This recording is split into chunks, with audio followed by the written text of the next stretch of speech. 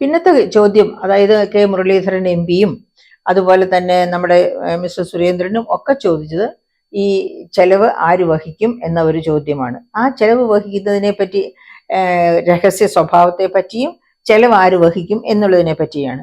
രഹസ്യ സ്വഭാവം, എനിക്ക് തോന്നുന്നു അതിന് വളരെ പ്രധാനപ്പെട്ട രഹസ്യ സ്വഭാവം എന്ന് പറഞ്ഞാൽ, ഞാൻ നേരത്തെ സൂചിപ്പിച്ചല്ലോ, അതായത് കഴിഞ്ഞ ഒരു വർഷം മുഴുവനും ഇലക്ഷൻ പ്രൊപ്പഗാൻഡയ്ക്ക് വേണ്ടിയിട്ട് ഇപ്പൊ കഴിഞ്ഞു പോയ ഇലക്ഷനെ പറ്റിയുള്ള പ്രൊപ്പഗാൻഡ, സ്വന്തം ഇമേജ് ഉയർത്തി കാണിക്കാൻ വേണ്ടിയുള്ള പരാക്രമത്തിലും നെട്ടോട്ടത്തിലുമായിരുന്നു കേരള ഗവൺമെന്റും പ്രധാനമായിട്ടും മുഖ്യമന്ത്രിയും.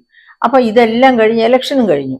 ഇലക്ഷന്റെ റിസൾട്ട് വന്നു കഴിഞ്ഞാൽ ചിലപ്പോൾ തലയിൽ മുണ്ടിട്ടുകൊണ്ട് മുഖ്യമന്ത്രി ഈ പറയപ്പെട്ട രാജ്യങ്ങളിലൊക്കെ പോകേണ്ടി വരും.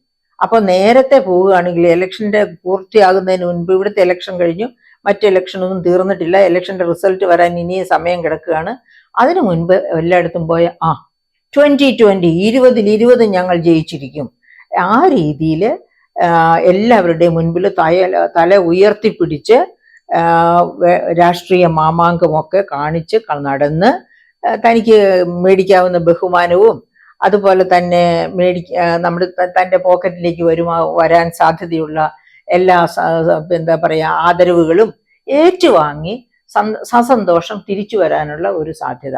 അതാണ് ഇതിലെ ഒരു രഹസ്യ അജണ്ടയായിട്ട് ഞാൻ കാണുന്നത്.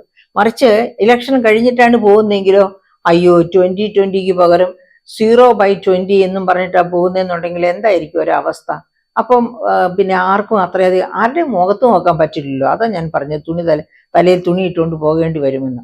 അപ്പൊ അങ്ങനത്തെ ഒരവസ്ഥ വരാതിരിക്കാൻ വേണ്ടിയാണ് ഈ സമയം ഇതിനു വേണ്ടി ചൂസ് ചെയ്തത് എന്ന് തന്നെയാണ് എനിക്ക് തോന്നല്. പിന്നെ ആര് ചെലവ് വഹിക്കുന്നുള്ളതിനെ പറ്റി നമ്മൾ വിചാരിക്കേണ്ട. കാരണം അത് സ്പോൺസർഷിപ്പ് വഴി മേടിച്ച ഫണ്ടുണ്ട്, ഇപ്പോഴും സ്പോൺസേഴ്സ് ഇഷ്ടം പോലെ കാണും.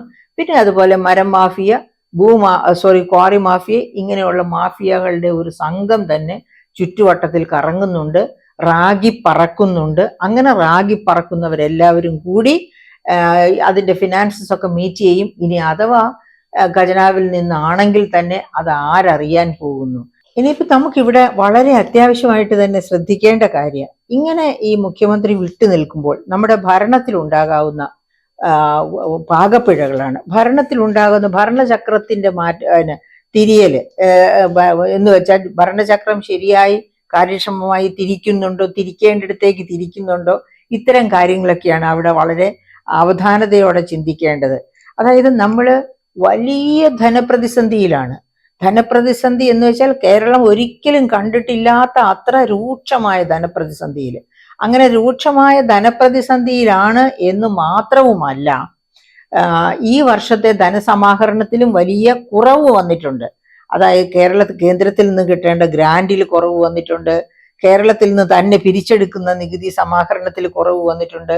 ഉദാഹരണത്തിന് നമ്മൾ ഈ പ്രാവശ്യം 2024-25 ബജറ്റ് ഇൻ ബ്രീഫ് എന്ന് പറയുന്ന ഒഫീഷ്യൽ ഡോക്യുമെന്റ് എടുക്കുക. അതിൽ A39 എന്ന ടേബിൾ എടുക്കുക. ആ ടേബിളിൽ നോക്കിയാൽ അറിയാം 19,975.43 കോടി.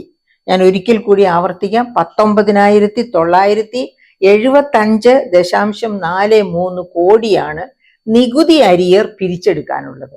അപ്പൊ ഈ നികുതി വകുപ്പ് എവിടെയാണ് ഈ നികുതി അരിയർ പിരിച്ചെടുക്കാനുള്ളത്? ഇപ്പൊ അത് നമ്മൾ നമ്മുടെ ധനമന്ത്രിയോടോ മറ്റാരെങ്കിലും എക്സ്പെർട്ടിനോട് ചോദിക്കുകയാണെങ്കിൽ അതൊരിക്കലും പിരിച്ചെടുക്കാൻ പറ്റാത്തതാണ്. പക്ഷെ അതേ ബജറ്റ് ഡോക്യുമെന്റിൽ തന്നെ പറയുന്ന മറ്റൊരു കാര്യമുണ്ട്. എന്താണ്? ഒരു തടസ്സവുമില്ലാത്ത നികുതി. അതിൽ തടസ്സമുള്ളതുണ്ട്, തടസ്സമില്ലാത്തതുണ്ട്.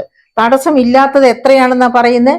14,061 കോടി, ഒരു തടസ്സവുമില്ലാത്തത് എന്ന് ആ ബജറ്റ് ഡോക്യുമെന്റിൽ തന്നെ പറയുന്നു. അപ്പൊ ആ 14,061 കോടി പിരിച്ചെടുക്കാത്തത് എന്തുകൊണ്ടാണ്? തടസ്സങ്ങൾ ഒന്നുമില്ലെന്ന് അതിൽ തന്നെ പറഞ്ഞിരിക്കുകയാണ്. അതുപോലെ അതേ സമയത്ത് തന്നെ നമുക്കൊന്ന് ചിന്തിക്കാം. അതായത് CAG 2023 പിന്നെ ഓഗസ്റ്റിൽ സമർപ്പിച്ച പുറത്തുവിട്ട റിപ്പോർട്ട് നമ്പർ 2, പിന്നെ റവന്യൂ സെക്ടറിനെ പറ്റിയുള്ള റിപ്പോർട്ട്. ആ റിപ്പോർട്ട് ഒന്ന് എടുത്തു നോക്കണം. ആ റിപ്പോർട്ടിൽ പറയുന്നുണ്ട് കേരളത്തിന് അരിയറായിട്ട്, കുടിശ്ശികയായിട്ട് പിരിച്ചെടുക്കാനുള്ളത് 28,258.39 കോടി രൂപയാണെന്ന്. ഇത് റവന്യൂ അരിയർ എന്ന് വെച്ചാൽ നികുതി മാത്രമല്ല, ഞാൻ ആദ്യം പറഞ്ഞ 19,000 കോടിയുടെ കാര്യം പറഞ്ഞ നികുതി അരിയറാണ്. ഇത് റവന്യൂ അരിയർ എന്ന് പറഞ്ഞ നികുതിയും നികുതിയേതര വരുമാനവും ചേരുന്ന അരിയറാണ്. 28,258.39 കോടി പിരിച്ചെടുക്കാനുണ്ടെന്ന് പറയും. എന്ന് വെച്ചാൽ CAG തന്നെ പറയുന്നു ആ വർഷം പ്രതീക്ഷിച്ച റവന്യൂ വരുമാനത്തിന്റെ 24.23% വരുമെന്ന്. പ്രിയപ്പെട്ട സുഹൃത്തുക്കളെ, എന്ന് വെച്ചാൽ ഏകദേശം നമുക്ക് പിരിഞ്ഞു കിട്ടും, നമുക്ക് കിട്ടുമെന്ന് പ്രതീക്ഷിച്ചതിന്റെ ഏകദേശം 25%, കാൽ ഭാഗം 24.23%-ഓളം അരിയറായിട്ട് കുടിശ്ശികയായിട്ട് കിടക്കുന്നു എന്ന് പറഞ്ഞാൽ എവിടെയാണ് ഈ ഗവൺമെന്റിന്റെ കാര്യക്ഷമത? അതാണ് എനിക്ക് ചോദിക്കാനുള്ളത്.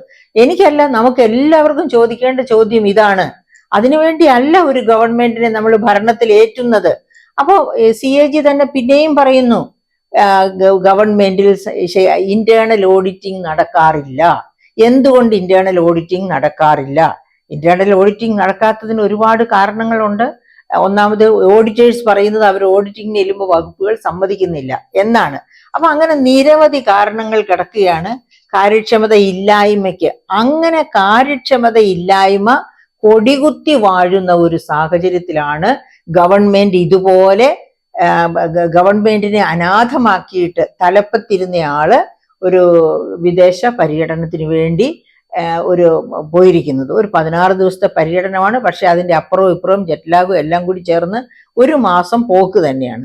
അപ്പൊ അങ്ങനെ പോയിരിക്കുന്നത് കൊണ്ട് ഈ സമ്പദ്ഘടനയ്ക്ക്, അതായത് നമ്മൾ ഇപ്പൊ തന്നെ ധനപ്രതിസന്ധിയുടെ രൂക്ഷതയിലാണ്, അത് ഒന്നുകൂടി രൂക്ഷമായി കാണും നാം എന്നാണ് എനിക്കിവിടെ അതേപ്പറ്റി പറയാനുള്ളത്.